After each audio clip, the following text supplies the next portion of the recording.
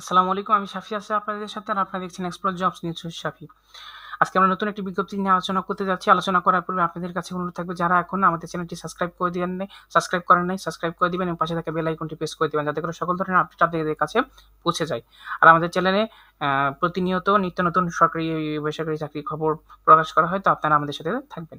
তো চলুন আজকে বিজ্ঞপ্তিতে যাওয়া যাক। আজকে বিজ্ঞপ্তিটা হলো গণপ্রজাতন্ত্রী বাংলাদেশ সরকারের শ্রম ও কর্মসংস্থান মন্ত্রণালয় অধিভুক্ত কলকারখানা ও প্রতিষ্ঠান পরিদর্শন অধিদপ্তরের শ্রম কর্মসংস্থান মন্ত্রণালয়ের অধীনে কলকারখানা ও প্রতিষ্ঠান পরিদর্শন অধিদপ্তর রাজস্ব খাতভুক্ত শূন্য পদে সরাসরি জনবল নিয়োগের নিমিত্তে বাংলাদেশের প্রকৃত নাগরিক নিকট হইতে অনলাইনে দরখাস্ত আহ্বান করা যাচ্ছে এবং দ্রষ্টব্য এটা যে অনলাইন ব্যতীত অন্য কোনো মাধ্যমে প্রেরিত আবেদন গ্রহণ করা হইবে না। এখানে বাংলাদেশ কলকারখানা ও প্রতিষ্ঠান পরিদর্শক অধিদপ্তরের আন্ডারে ১৩টি পোস্টে ৬২ জনকে নিয়োগ দেওয়া হবে।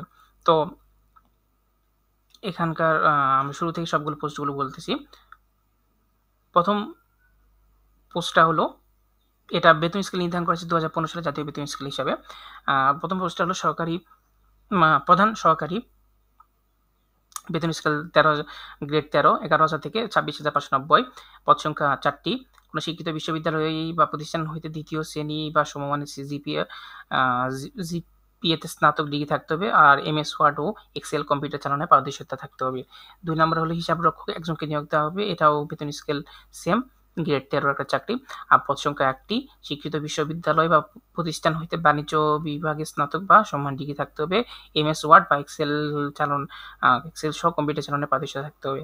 ৩ নাম্বারটা হলো লিপিকার কাম কম্পিউটার অপারেটর গ্রেড ১৩ একটা চাকরি। একজনকে নিয়োগ দেবে কোনো শিক্ষিত বিশ্ববিদ্যালয় হতে ন্যূনতম দ্বিতীয় শ্রেণী বা সমান জিপিএ সহ স্নাতক থাকতে হবে, স্নাতক ডিগ্রি থাকতে হবে, কম্পিউটার ব্যবহারে দক্ষ থাকতে হবে আর ব্যবহারিক পরীক্ষায় লিপিতে প্রতি মিনিটে সর্বনিম্ন